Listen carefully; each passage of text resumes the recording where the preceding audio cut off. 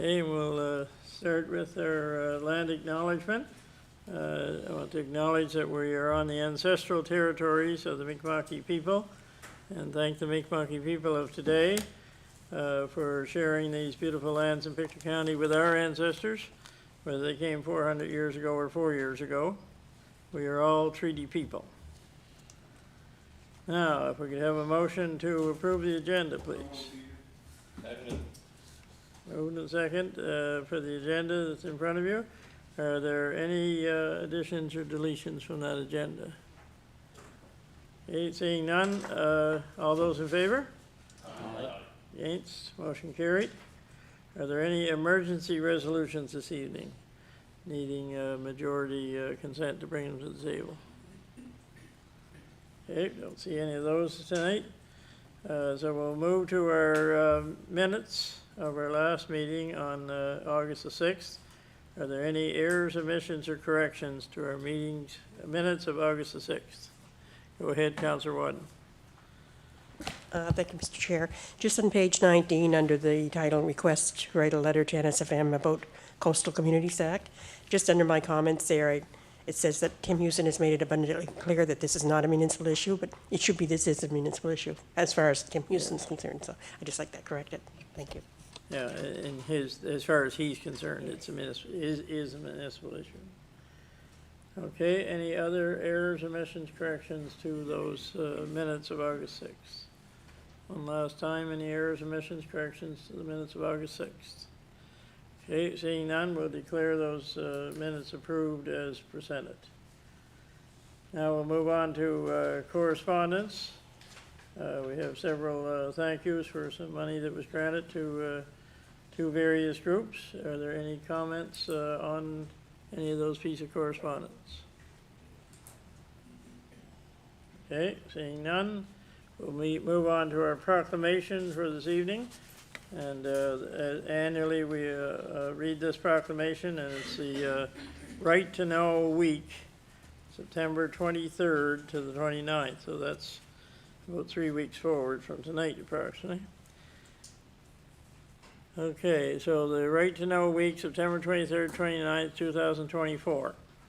Whereas the municipality of the County of Pictou has adopted the principles of openness, transparency, and accountability, and whereas Part 20 of the Municipal Government Act gives citizens a right of access to information in the custody or under the control of the municipality of the County of Pictou, and whereas access to information ensures citizens of Nova Scotia have the opportunity for meaningful participation in the democratic process, and whereas a celebration of the right of citizens to access information will facilitate informed public participation in policy formulation, ensure fairness in government decision-making, and permit the airing and reconciliation of divergent views.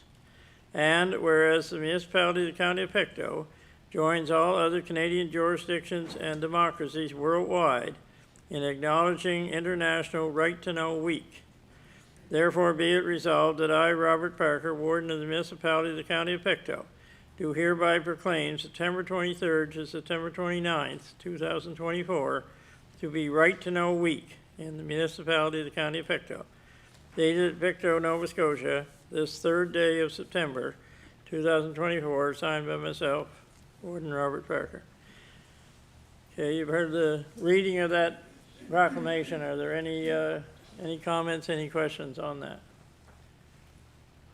Not seeing any, I do want to remind everybody, and I think it went out, that the provincial government is doing a review of the FOIPOP, Freedom of Information, whatever the other stands for.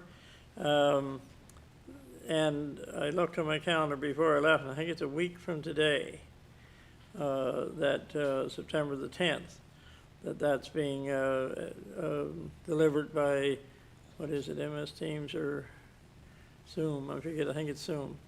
So that will be available, and I believe it's at 2 different times that day. I think there's a 10 to 11 and a 2 to 3. So that's an opportunity for councillors to go on that day, and if you have any input, or any questions or whatever, but they are doing a complete review of the FOIPOP process and see if they can make some improvements in it, I guess. I don't know, I received that, did you folks, did everybody receive a copy of that? Yep. You received a notice, okay. 17th? Oh, I'm ahead or behind by a week anyway. I thought it was the 10th, so September 17th, corrected. And that'll be just 1 week before this Right to Know week starts, so. That kind of all fits together, it's a part of the process, so. Okay, now we'll move right along here, so we have a presentation. Who's giving the presentation tonight? Two gentlemen at the back.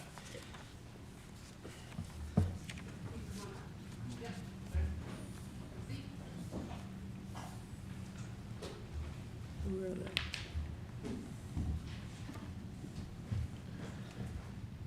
Welcome. Hello. I'll let you fellows introduce yourselves and what you're talking about this evening with Flight 144. Okay, good evening, and thank you to the council for allowing us to use this venue for our presentation. Our presentation this evening is in two parts. I'll speak on the OJT part of the program, and Lieutenant Marcetta, to my left here, he's the officer in charge of the unit. He'll speak on the training and job opportunities that the flight itself presents. My name is Roy Byrne. I'm chairman of the Community Advisory Board for 144 Construction Engineering Flight. Over the years, the flight has provided many benefits to the community and the military.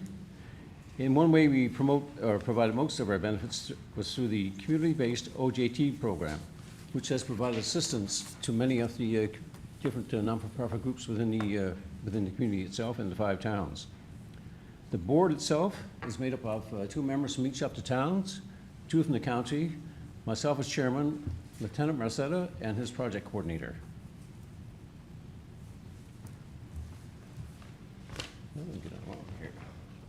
The mandate of our board is to promote our program, the OJT program, and the training within the community itself. And the community, also the board is to act as a liaison between the 144 CEF, and the community itself, and the employment of the reserves within the community. Another role of the board is to screen and provide advice on local community training project requests. The way the program works is that if you belong to a non-profit organization, any halls or groups, we've worked on churches, Boy Scout camps, Girl Guide camps, almost any non-profit organization here in Pictou County, and quite a few in Tattamakish area.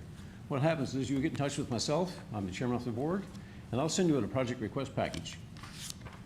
You fill that project request package out. It's very simple. It's only a couple of pages. You need a non-for-profit number to be part of this program. You can't, we have some people call us up and say, hey, we want to do a project.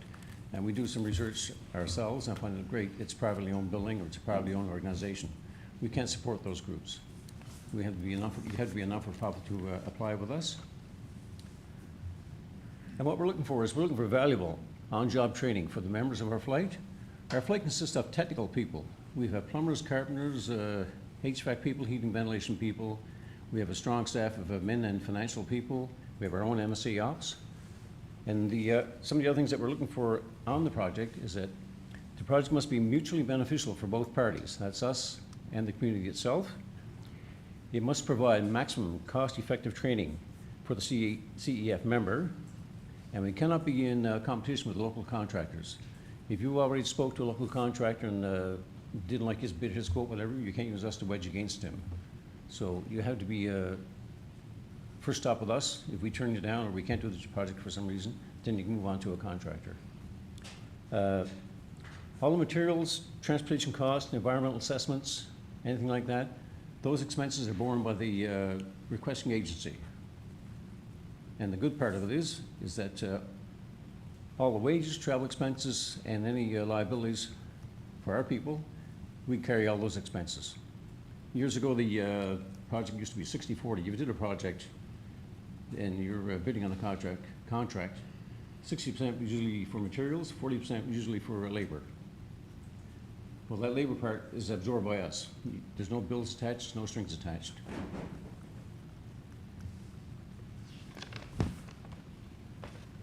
And the way the program works is once you fill out this project request form, I receive it, we meet once a month, usually the last Thursday of each month. And the board, the group I spoke of earlier, all the councillors and the OC and this project coordinator, we'll sit down and we'll screen those applications. We'll make sure that for a non-for-profit organization for a start. We'll look at the job value in it. We've had requests come in for painting. There's no value in us sending a journeyman electrician, carpenters, whatever, out to paint a wall. And this summer we've had projects turned down by the group who we answer to in Greenwood, Nova Scotia, 14 Wing. They're more or less our bosses, and we submit our programs. All these requests go through 14 Wing. And they've sent them back to us this summer and said, hey, you know, there's no value in painting. You know, what's an electrician going to learn by painting a building or painting whatever? So it has to be of a technical value or some technical value or some technical value for us. And what's the other one? Oh, yeah. Once the, we sit down at the end of the month and we do the approval or whatever, but we do the approval, then we pass this on to the OC and the project coordinator, and then they assume responsibility for that project, and they will be in contact with you and tell you, okay, great, we're going to do a site visit, or they'll arrange a site visit which is compatible for both you and the military. And they'll go do a site visit and they'll say, great, okay, we can come in here, we can do a new lighting program for you, or we can put up new walls or structures, whatever you need built. And then the project will carry on from there. They'll look at it and they'll say, great, we can't do this before November of this year. They'll give you roughly a time frame. Because on the other side of the coins, we are military, or I'm not, but these guys are, and they have to answer to the Canadian Armed Forces. So if a situation arises in one of our bases, then they need some of our personnel to go up there and resolve that issue, great, our personnel are asked to go and work in either Trent or one of the other bases anyway, and help resolve an issue of a technical nature, of course. Normally, our projects, once they're, we commit to those projects, the project will carry on time. The project coordinator, he will be in touch with whoever's going to be in charge of the project, and they'll look at it day to day, week to week, depending how long the project is, and they'll certainly make sure it's done within a timely manner. It won't drag on and drag on. It will be done within a timely manner. And the problem we have right now with this year is that for this year, our board is filled up for projects, but we are opening up for projects for 2025. It takes a while for a project to go through. We have, you submit this to us, the project request form. It comes into us here in Pictou. It goes to Lieutenant Marcetta. When his group look at it and his project coordinator look at it, then they have to forward on to Greenwood, CFP Greenwood, which is located in the valley. And depending on the value of the project, the assessed value of the project, it can be signed off in Greenwood, or it may have to go to Ottawa to be signed off. And also along the way, a JAG, or legal vehicles in the Canadian Armed Forces, they have to take a look at it also and ensure there's no liabilities for us. We've had projects, quite a few were actually, since I've been there, I was there in 2002, and we had people submit projects to us that weren't really above board, shall we say, and we're lucky to catch those before they went through. Some would have left us, we were told like environmental assessments were done for a shore project that we were supposed to do. There's no environmental assessment done. Fortunately for us, we have our own environmental assessment people. And they took a look at the project and say, great, you should have this form, and that form signed off before we set the project. And that's the whole role, or one of the key roles of the Community Advisory Board, is to look at these projects and make sure you're not being held liable and we're not being held liable. That all the dots and T's are crossed. And, what else we got for you? Okay, at this time I'll turn it over to Lieutenant Marcetta, and he can tell you about the OJT training, the training and employment opportunities that the flight here in Pictou presents. Hello everyone, I'm Lieutenant Ogie Marchetta. I'm the OC, Officer Commanding of 144 Construction Engineering Flight over here in Pictou. So as Roy was saying, our flight offers labor in return for on-the-job experience. So we offer a wide array of trade expertise within the flight, including electricians, plumbers, carpenters, refrigeration mechanics, diesel engine / generator systems mechanics. Those are essentially engine power. It turns engine power into electrical. Environmental technicians, like water recoursing, water treatment, sewage treatment, and fueling handling. Those are our WIFI techs that Roy was just speaking about, do environmental assessments. And heavy equipment operators. So here I have highlighted 4 past community projects in which we have been involved in. and the work that we've provided. So the Hillside Community Society, where's that again? Just on the other side of the causeway, down near Trenton, Right. close to Trenton. Yep, so in Trenton, where we removed 3 existing windows and reduced the openings to implement 3 smaller windows in their place. And we removed the existing main door and casting and installed a new doorway. So that offered our carpenter experience there.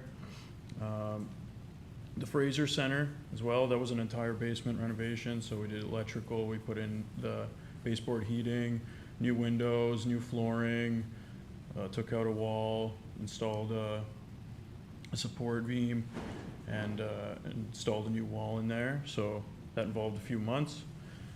We also did the Brule Community Center Association, BCCA. We installed an entire metal roof on the existing shingle roof. And then Pictou Community New Horizons 50 Plus Club. We removed the closet and constructed a new one, repairing and repainting walls. But again, painting is not one of our main priorities. So smaller projects are what we prefer to employ our people on because we have ongoing obligations to be pulled from any project in the event of a disaster relief. And the longer a project drags on for, the more likely we are to experience external factors such as disaster relief, which will pull us from the project and potentially extend the project's timeline to past a year, in which it would render, we'd have to restart the process again, and we want to limit the duration of these projects. And also, the longer we have our guys doing the same task, the less experience they gain from it. For example, a metal roof, if we're doing a metal roof for a large building, we got adequate experience within the first couple weeks doing it. At that point, it just becomes an efficient thing. So yeah, the job here is very competitive to civilian pay. And you don't have to pay for college or anything like that. We train, we give the guys and girls the opportunities to train up to their 4 years, whatever it is, to become a qualified tradesman. And then after that, if they ever decide to leave, they can take their Red Seal exam, and it's as if they went to college and school. And everything's paid for. It's a great gig. There's tons of experience. There's tons of opportunities. For me, for example, I'm a reg force. I'm not a reservist. Our flight is reservist, so they have much more freedom here at the flight. We can't force them to really do much, to go out and leave. And if you apply for a job here at our flight, then you're staying here. If you're local and you want a job in 144 CEF, you're going to get a job there and stay there, be local, and you'll be set for your career. Yeah, as I was saying, it's given me great experience. I just finished a course a couple months ago. I was in at Cold Lake and then Edmonton assessing runways. That took about a month and a half, but it was excellent. It got me to do an officer role, be in command of people. But there's tons of opportunities. Like we had 7 new recruits that just finished basic training. They're going to go off to do their trade training soon. A big reason why we do this as well is to increase recruitment, because the reason we can't take so many projects on the go is because we don't have the manpower to do it. If we had more people, we would be able to take on more projects and ensure that we can finish them on time. So that's why Roy was saying we're pretty packed in here for 2024. Unfortunately, because of all the courses and things lined up, we just can't take on more projects. But we do have a project lined up with the Pictou Fire Hall. We're just waiting for them to order in the materials and get those in, and we'll start their repairs, removing HVAC, a bunch of electrical work for electricians. And yeah, so we offer a lot. It's also a great time at work. I really enjoy it, and so do a lot of our employees there. So yeah, it's good to pass the word that we exist and that we offer help toward non-profit organizations, but as well as we offer great career opportunities. So yeah, that's what we're all about. One thing I forgot to mention is that quite often we're getting these, or lately anyway, we're getting these packages in, requests for help projects. And a lot of these packages that come into us require engineering designs or whatever. One building we did, the one that's cutting the main beams off to put a doorway in for them, to make a nice little washroom, which is a great idea. But we just can't come and start cutting out infrastructure. That has to be engineered and designed. So that project drew on for months. It was, I think it was last year before. That went on for about 3 months before we actually get an engineering approved drawing and tell us, okay, great, this is what you can cut out, this is what you can't cut out, you know. So if you're gonna send a project request in to us, you know, call me up and we'll go take a look at the job with you ahead of time if we have to. And just give you advice what we have. We're not an engineering design group. We don't have engineers guys sitting down, because this was brought up to me before, oh, well, you guys sit behind desks and just draw things all day long. No, we don't. We don't have any engineers on staff in there as engineers per se. All our guys are hands-on, like Lieutenant Marcetta said, we're all tradespeople. And most of them, not most of them, quite a few of them now are getting near their red seal. If you're familiar with red seals in the Civvy Street, most of our guys have reached a level 5. Red seal is equivalent to a red seal in Civvy Street, I guess is the best way to explain that. But anyway, if you're going to do a project, give us a shout. We'd love to hear from you. And our numbers are being picked up, and that's why we started doing this this spring. COVID came along, of course, and stopped everything. We stopped all our training. And it takes us about a year to get a guy functional within the unit. Time he gets through his basic, and then we send him off for his first crack at trades training at like going to community college here. So time to get through that phase, we're looking at about a year before we get the guy started in his particular field. So it's taken us a while to build our numbers back up again. And just a little background information, a little trivia for you. When I was there in the early 2000s, I forget what year it was exactly, Ralph Heighton was there. Some of you guys remember Ralph Heighton? Old Ralph, I could used to call him. Anyway, Ralph was there, and he asked me to track the projects for a year. So that year I was working in the Project Cell, and we hit just over $1.2 million worth of materials here in Pictou County. We had 42 members in the flight. We had 2 work crews going steady, but we just hit just over the $1.2 million worth of materials that we bought either at Kent or Home Hardware or Hector Building Supplies or wherever else the people bought their supplies from. So that's how much impact we can have on the community. And that's not affecting any of the local contractors either. That was just us doing jobs that came into us. Anyway, folks, I won't take up any more of your time here, but any questions, we'll certainly try to answer them. Thank you for, is it Roy? Roy, yes. And Lieutenant Marchetta? Yep. Okay, I'm trying to get the names down right there. Thank you for your presentation, certainly enlightening, you know, to know what's going on right in our backyard, which is good to know when young people are looking for a possible place to get some training and they're not wanting maybe to go off to university or wherever, like get some hands-on training. It's appears a good opportunity. I have a couple of questions, but I'm going to open up to the floor first. Anybody has any comments or questions for, go ahead, Councillor Boyles. Oh, thanks for coming, guys, and as I say, it's a great organization. I mean, I'm happy to be on it, you know, from the council here and everything. But I was just looking at the news article you put out and the flyer. I was just wondering, it has on the news 17 to 60, but on the flyer it has 17 to 57. So which is it? It's like it has ages. Your age got to be from either. It says on the flyer here 17 to 60 on the flyer. For Romans, okay. Yeah, and on this it's saying to 57. We'll cut off pages Before retiring? no, for recruitment. They cranked it up. The starting age? No, the cut-off age for it. Like, it used to be 52 and they cranked it up. I forget Oh, what it was. 60. 60, I think. And then you can get, you can submit a memo to stay longer, depending on your case, it's different, but. That's right, Councillor Boyles. When I was in, age 52 was the cutoff. And age 60, they kicked you out at age 60. That's when I got kicked out. Anyway, now they cranked it up. You can stay into age 60 with an extension, and 65 is when they boot you out. But you can't do an extension. They're following very similar to what our friends across the border do. The American reservists down there, they have a ton of technical people, and they were finding they were short in their military. So what they started to do is extending contracts, and then they extended the age for retirement age for the people in their military. We, this group here in Pictou, we do ANG, American National Guard deployments, whereas we actually go down and train with the Americans on their bases, And that's where we pick up some information and different tricks, and that's where we learn to work together. The British do the same thing. I've got other countries that go and we cross-train. And our military is starting to take on, sitting back and saying, hey, you know, we're losing too many people at a young age, and we're losing too much experience. So to retain some of that experience, they crank the ages up to retirement ages. They've changed those. They're trying to hang on for people longer.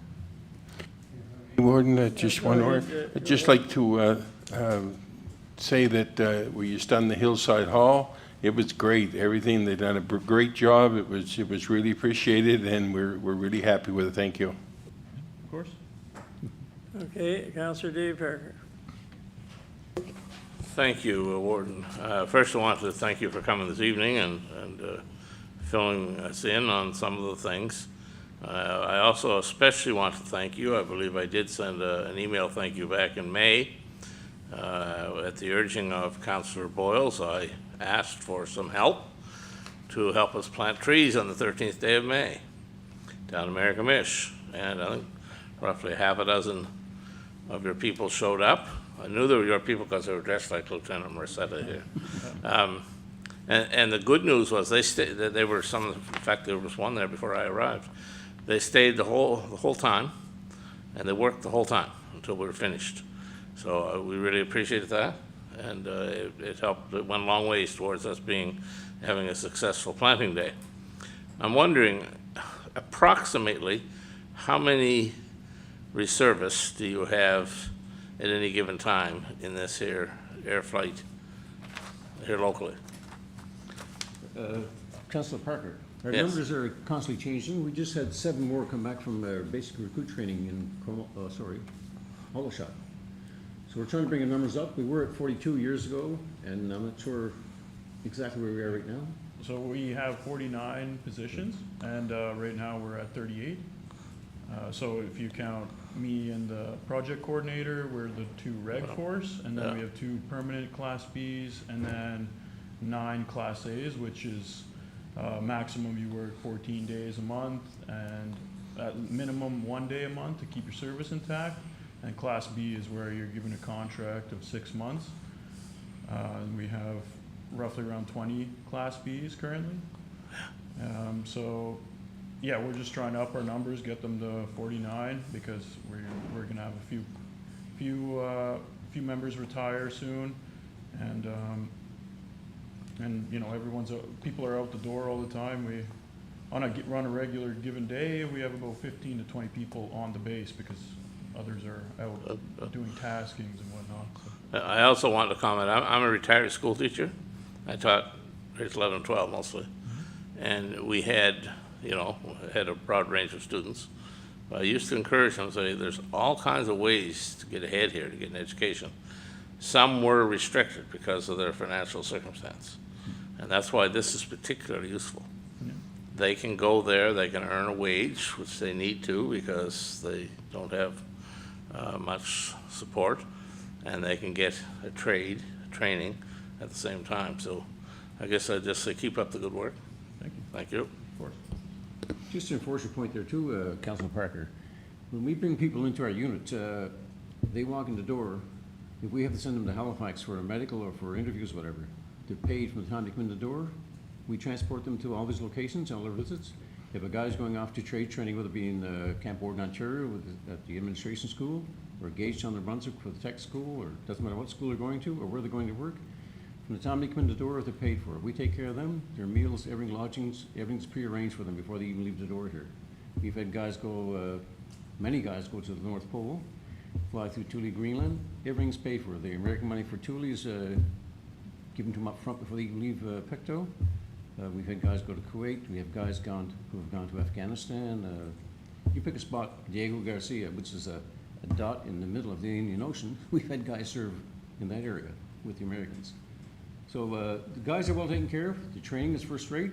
It's a fast-paced training, as Lieutenant Marcetta can certainly attest to this one, and I've been in schools myself at the military schools. It's fast-paced, and you have the old-fashioned, you have homework at night. You don't get away from that. But they are fast-paced courses, which is good because it turns the people on, and they become better, I think, better individuals myself. So everything's paid for right up front. The clothing, the boots, everything is paid for. One guy I talked to at one of her earlier presentations.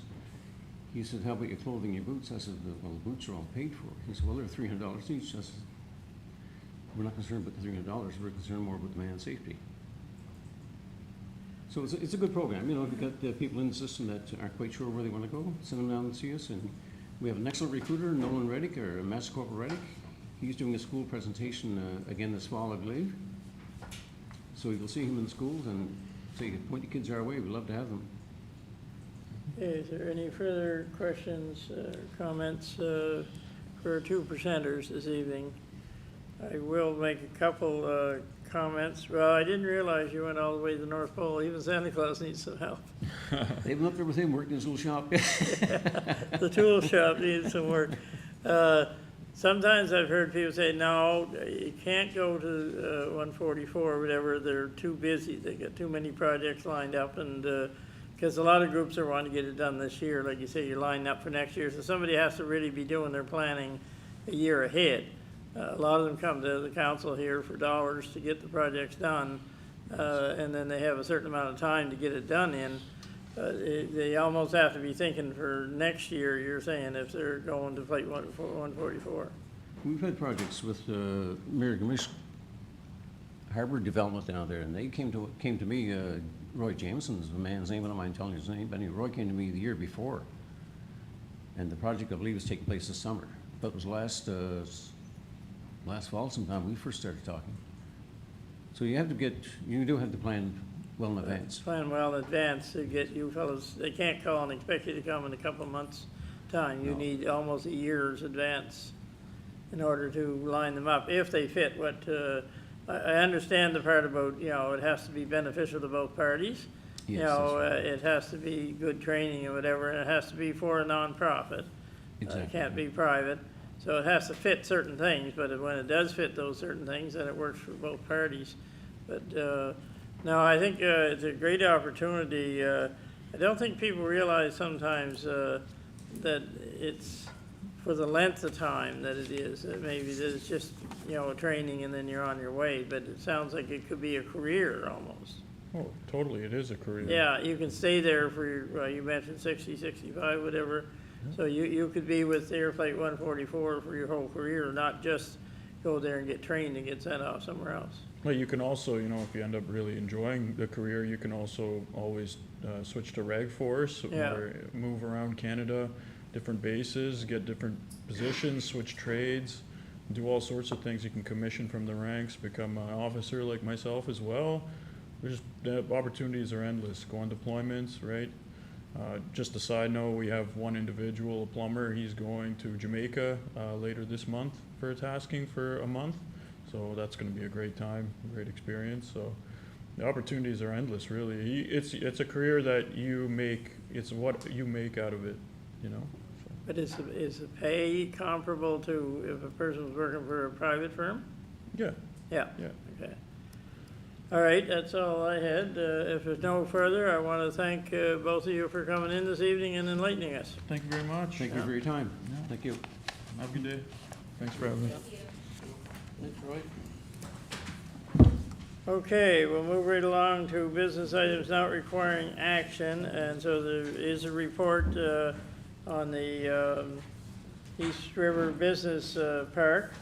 And you all know by now, of course, there's people moved into the what's it called, Dunkeld?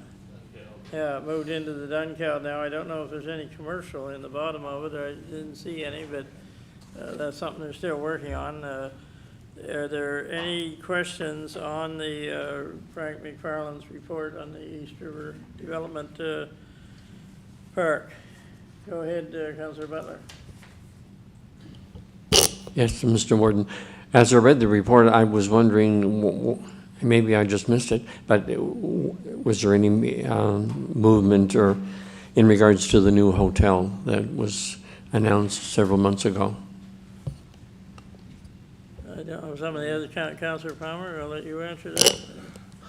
Well, there was an announcement, and their plan is to start in 2025, breaking ground. So we knew that they needed the time frame to they're doing another project at the current time. Once they finish that, then they're moving to this one, so they figure sometime in 2025 they'll be breaking ground, so. Yep. Okay, any other questions on that report?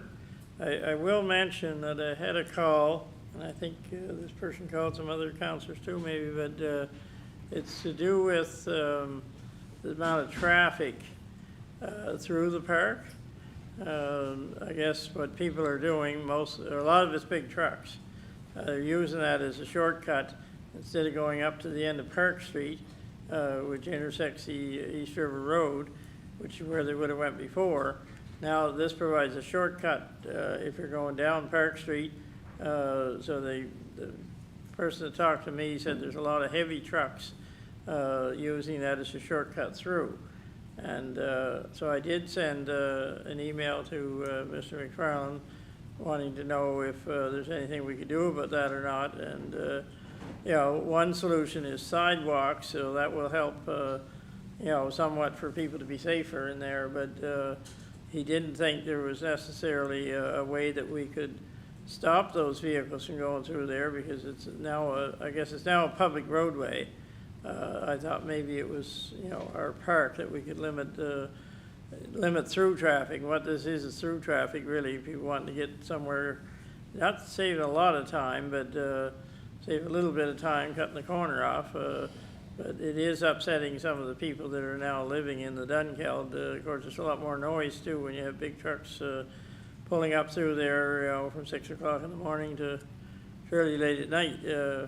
But I did bring it to the attention of Mr. McFarland, and we'll see, I guess, at our next meeting if there's anything can be done about that. But whenever you're starting something new, once it gets up and rolling, there are going to be some concerns brought forward by the residents. But we'll see where that one goes. But that's, I just wanted to bring it to the attention of councilors here tonight that it is a concern of some people that are living there. Okay, if there's no further questions, comments on that item, we'll move ahead to our resolutions. And Councillor Elliott, you have the first one. Resolution be it resolved, the municipality of the County of Pictou approve the following municipal service grants. District 2, Little Harbor Community Center, $3,000. Install water purification system. Little Harbor Presbyterian Church, $7,000. Offset costs of renovation for a total of $10,000.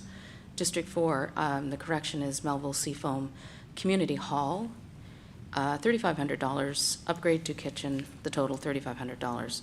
District 12, 4-H, Hopewell 4-H, $2,000. Operating expenses for 4-H Club.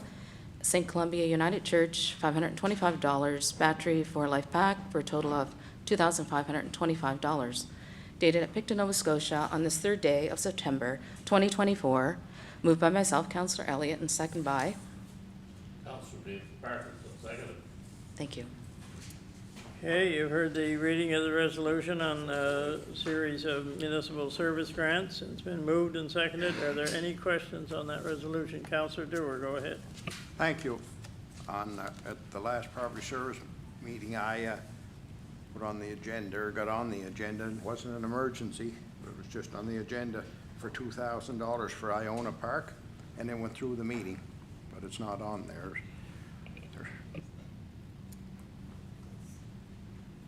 Must have been an oversight somewhere, I take it. I'm Yeah, sorry. we can put an amendment in, Councillor Dewar. Do you want to move an amendment to this? To do it officially, we have to do an amendment where Okay, that's already in there. I'll make a motion that we add $2,000 to the District 12 for the Iona Park. I'll second it. Thank you. Okay, and we'll vote then on the amendment. All those in favor? Aye. Against? Motion carried. So the resolution now will include that $2,000 for Iona Park. Are there any further comments or questions on that resolution? Hearing none, we'll vote on it. All those in favor? Aye. Against? Motion carried. And we'll now move on to the resolution, Clean Nova Scotia funding request. Councillor Turner, you're on. Thank you, Mr. Warden. Resolution. Whereas the municipality of the County of Pictou's Climate Change Advisory Committee has been working with Sydney Griffiths, Climate Lead for the Clean Foundation to bring Quest Canada's Net Zero Communities Accelerator Program to the municipality.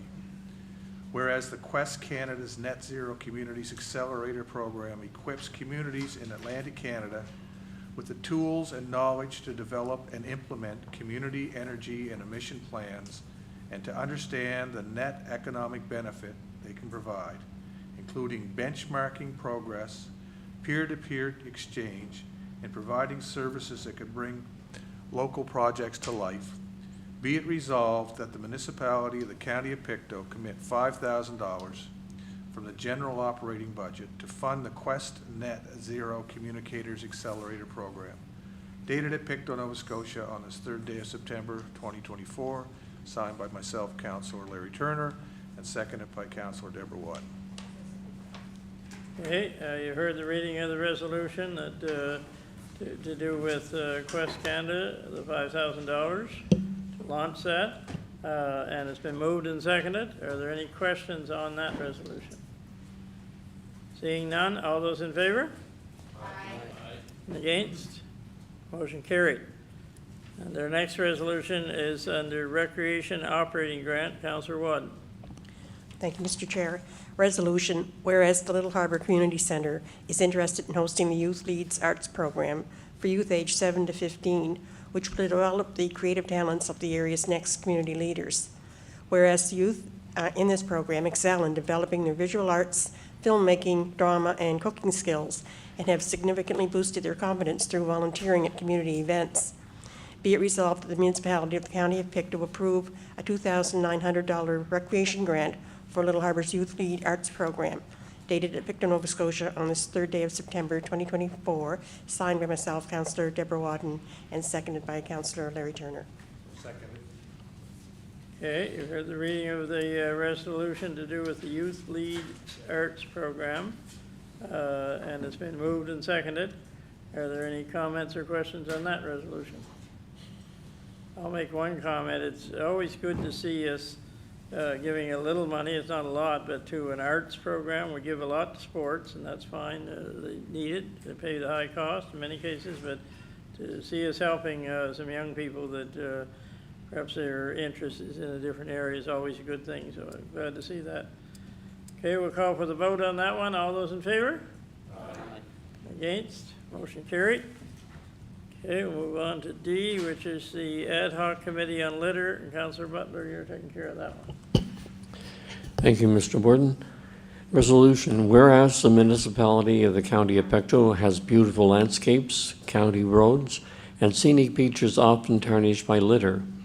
Whereas the municipality of the County of Pictou sees littering as the disrespectful act that needs to be addressed by this council to keep our district beautiful. Be it resolved that the municipality of the County of Pictou establish an ad hoc litter awareness committee, a dedicated body comprised of 3 elected members and 3 citizen members to effectively address the issue of littering. This committee will be established after the October 2024 municipal election for a 1-year term, dated at Pictou on this 3rd day of September 2024. So I so move, Councillor Butler, and seconded by Councillor Peter Boyles. Okay, you heard the reading of the resolution to do with a new committee, ad hoc committee, after the elections are over on anti-littering, made up of some public and some councillors. And it's been moved and seconded. Are there any questions on that resolution? Hearing none, all those in favor? Aye. Against? Motion carried. And now we'll move on to the Pictou Island Fire Department funding. Councillor McKeel, you're on. Thank you very much, Mr. Warden. Resolution, whereas the municipality of the County of Pictou has provided the Pictou Island Fire Department with a grant of $6,000 per year for operational purposes since 2001. Whereas the Pictou Island Fire Department, recognizing the increasing demands and responsibilities, formally requested in August 2024 an increase in the grant for operational and training purposes. Be it resolved that the municipality of the County of Pictou grant the Pictou Island Fire Department a total of $16,000 from its 2024-2025 general operating budget. Dated at Pictou, Nova Scotia on this third day of September 2024, signed by myself, Councillor McKeel, and seconded by Councillor Randy Palmer. Okay, you've heard the reading of the resolution to increase the funding to $16,000 for the Pictou Island Fire Department, and it's been moved and seconded. Are there any comments or questions on that resolution? Okay, seeing none, all those in favor? Against, motion carried. And our final is not a resolution, but it's an explanation, I guess, of something that's been in the works for several years now, from NSFM and from the province. And, yeah, they told us it would be in effect when the new council is sworn in. I'm not sure it's going to be totally in effect, but I'll let our CAO, Brian Cullen, explain this to us. Sure. We put it as an action item because our existing policy will need to be amended to basically incorporate all the items that are in Appendix A. Many of those are in our current code, but it'll have to be done. It needs to be adopted within 60 days following the election. So the new council will adopt its that code of conduct. There are a number of things in the recommendations. The process is explained there on how a complaint would be handled. So, and the complaints are handled by an independent investigator. So the municipality is required to appoint an investigator who will field the complaints as they come in. Kind of the parameters that are set around that, the person has to basically have some form of training or understanding of how to conduct investigations, and there is I think the rule of natural justice, which probably means it's a lawyer that's going to have to be appointed to review them, determine whether or not there is something that warrants investigation, type thing. And the investigator can dismiss them to say there is nothing here, and dismiss them. But so those are kind of the key elements that kind of stand out that will be a change for us, type thing. So. But as I say, much of the Appendix A is probably in our current code of conduct, but we just have to ensure that everything is there. And then the sanctions that are possible from council. So council is the body that will impose any form of discipline or sanctions on the person that contravenes it. And those are outlined in Appendix B, and council members will be required to undergo code of conduct training, which... I might ask at this point, when the new council gets sworn in at their first meeting after the elections in November, are we going to get sworn into the old code of conduct or the new code of conduct? I would say the old, because the new will be one of the first items that the new council will have to deal with is that policy amendment. It hasn't been adopted so it's not quite what we figured, that when the new council came in, that, you'd have the new code of conduct, but it's still not quite ready. Well, we're not ready for it in terms of training. No, that training hasn't been offered or set up yet either, so. So, there's a number of questions here for sure, and this doesn't just apply, of course, counselor to counselor. It applies to any member of the public or any member of our staff. We don't know right now what the cost is of whoever we hire. If we hire a lawyer, I don't expect it to be cheap.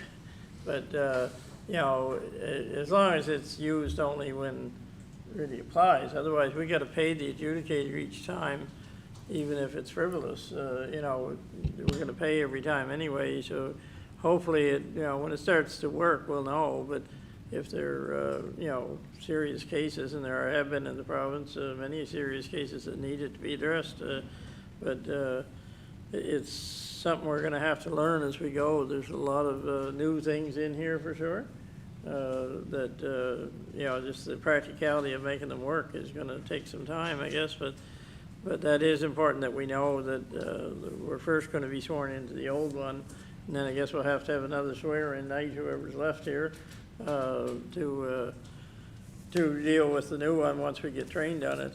So I want to open it up for questions at this point, concerns, questions, or anything on the new code of conduct. It's, like I said, been coming down the chute for a long time, but a lot of work done on it, so hopefully it'll run fairly smoothly. Okay, hearing no questions, seeing no questions. Oh, Peter, go ahead. I was just wondering, you said like the public, it would be for the public too? That would be when they're at a meeting or something, or how does that work? How does, I mean, that don't even sound right that we can even do anything to the public. It can be an interaction that you have with a constituent, that they feel that you crossed the line in some way, so they could file a complaint. I mean, it's broad, and that's where I think the investigator will have to look at each circumstance and say, yeah, there was a breach there that warrants further investigation, or really there's nothing there and it's dismissed out of hand. Oh, see, so I was picking up wrong. I was picking up that, okay, that if the public did something wrong, we could turn around and, but it's, if we do something wrong to, okay. Yeah, it's your interaction with the public. Okay. Yeah. Okay, go ahead, Chester. If they're suggesting this, they should be paying for the lawyers. If it's their ID instead of us paying for the lawyer. And that's not gonna happen because they're shoving it down to us, right? But if they are suggesting that we have to hire a lawyer to be the mediator there, they should have to pay for it, not the county. Thank you. Okay, any other questions, comments? Don't see any, so we'll move on to the consideration of deferred business. Never even quite sure what that means, but if anybody has any, we'll deal with it. I don't know of any, but if somebody has something they think fits under that, maybe before the new council starts, maybe there has to be a training on what that means. We would list the items if it was an Oh, item deferred. you would list them, It would okay, be- good. I thought we it were would be waiting there. for somebody to bring them up, yeah. Yeah, okay, so go down to community announcements. Does anybody have any community announcements this evening? Go ahead, Councillor Boyles. Yes, our Friday night jam sessions will be starting this Friday night, the 6th of September at Hillside Community Hall with at 6:30 until 9, lunch provided, $5 to get in, and it's a really good time, so thank you. Okay, that's at Hillside, five, what? Did you say 5 to what, or what was the time? It's a mission to get in. What was the time again? It's from 6:30 till 9, 6:30 to 9, okay, Yeah. $5 admission. and a lunch provided. Okay, Councillor Dave Parker. Thank you, Warden Parker. September 21st, fundraising adult dance at Fraser's Barn in Pleasant Valley, 9 to 1, I believe, and I think it's $10 admission or a free will offering. And it is to raise funds for the Union Center Community Club. Also, I'd be remiss, I'm sure on the way in this morning, the exhibition technically it starts tomorrow. If you want to find me on Thursday, Friday, or Saturday evening, come around the back gate and I'll charge you to get in. That's my job there, is try to keep the hooligans out and the paying customers, let them in. But this is, as some of you are aware, we lost two longtime members last year. And we're in the process, unfortunately, of losing a longtime manager, Mr. Jack Ferguson. So there's a lot of challenges there. Hopefully you can come out and support the exhibition. The 4-H part of it is a very, very large part of it now, but there's all kinds of other groups that depend upon the Pictou North Coast District Exhibition as their sort of their annual get-together. So that goes from Wednesday until Sunday. And please try to come out. Thank you. Okay, and Councillor McKeel. Just to add on to what Councillor Parker was saying, on Saturday, I have the pleasure of emceeing the Fiddle Fest at the Pictou North Colchester exhibition. And as Councillor Parker stated, that Mr. Jack Ferguson isn't feeling too well, and this is one of Jack's favorite parts of the whole exhibition, was the fiddle music. And there used to be a competition, and now it has turned into kind of a celebration of our local fiddlers, and it's a great hour. And so we're going to be playing for Jack on Saturday. I adore Jack, and I'm really happy to be doing this for him. So I hope you can all come out, and we'll see you on the grounds this weekend. Thank you.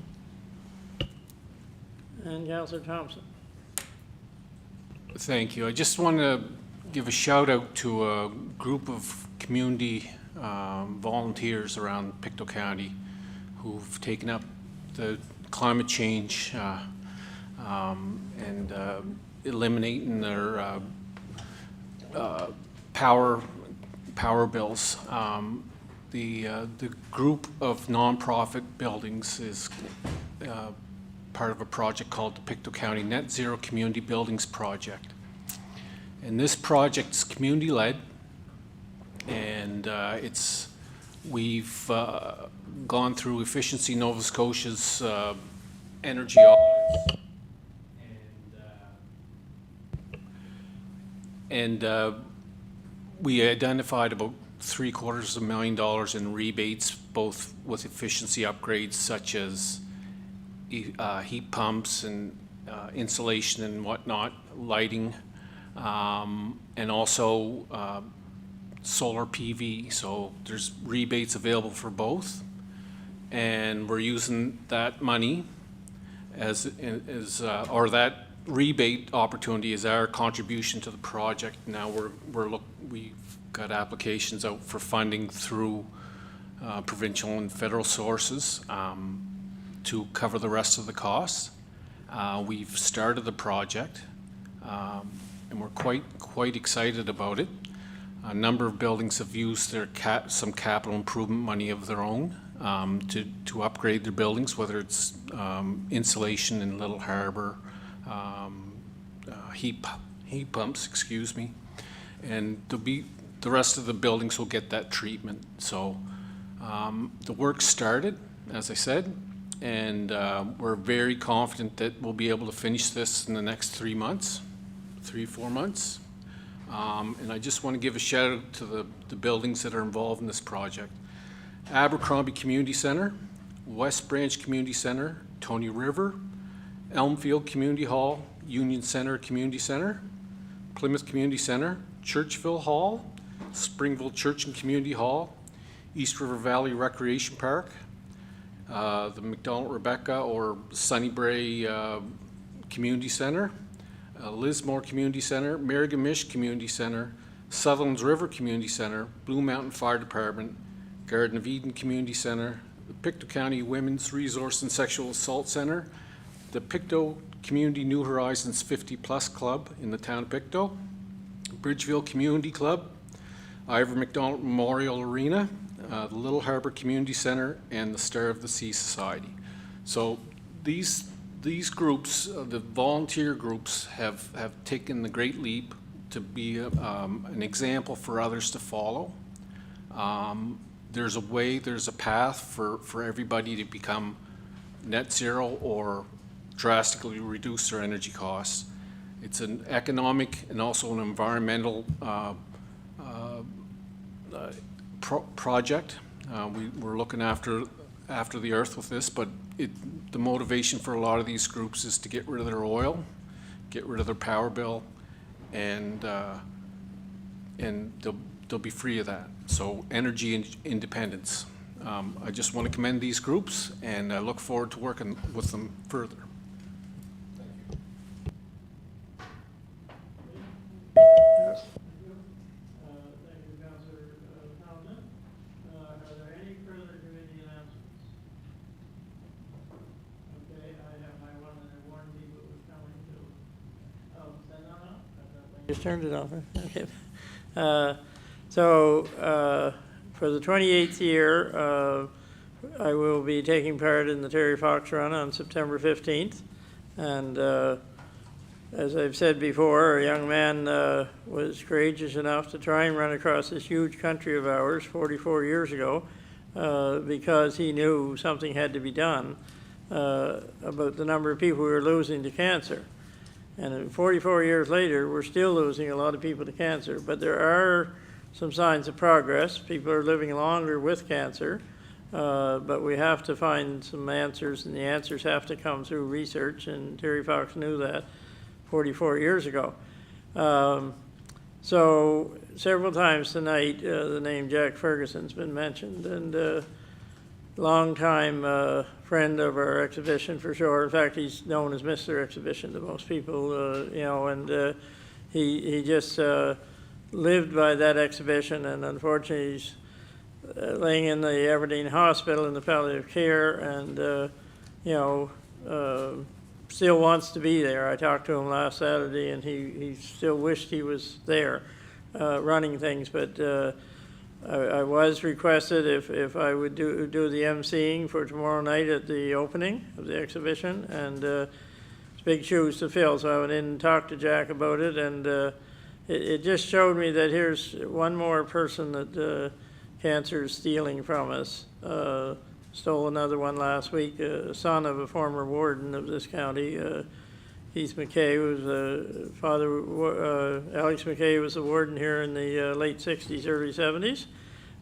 So I often think when we see good people like that leave us, and there's been a lot, that what can you do other than express your sympathy, send a sympathy card, whatnot. This is one thing I can do. I can go around to my friends and neighbors and family and here at council and collect whatever dollars we can get to help, you know, with the research.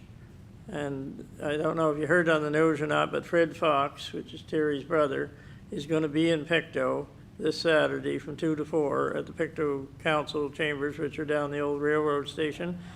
If anybody wants to meet him and talk to him, he's been the driving force really behind keeping this going. Most things don't last for 44 years. They die out long before that. And they've been challenged to try and keep it going, but they have. And so if you want to meet Mr. Fox, he'll be there at that time. But it's just important, I think, that we do keep this alive and do keep money coming in to help with this research. It's like a dartboard, I always say. You don't know who's next. Somebody throws a dart, and that's your name is up or your number's up. So I will accept any donations or any sponsors tonight. Last year I hit 3,232 at the end of it, and a lot of it came from help like the group here and other groups. So appreciate any help that you can give us. And like I said in the email, research is the same as everything else, building a house or whatever. It just gets more expensive every year. So we just keep trying to bring more in to make up for that. But so I thank you for listening to me, and if you're able to contribute, I'd much appreciate it. Thank you. Okay, is there any other business tonight? I think we're at the word adjournment. If not, I'll declare this meeting adjourned. Thank you, Wayne.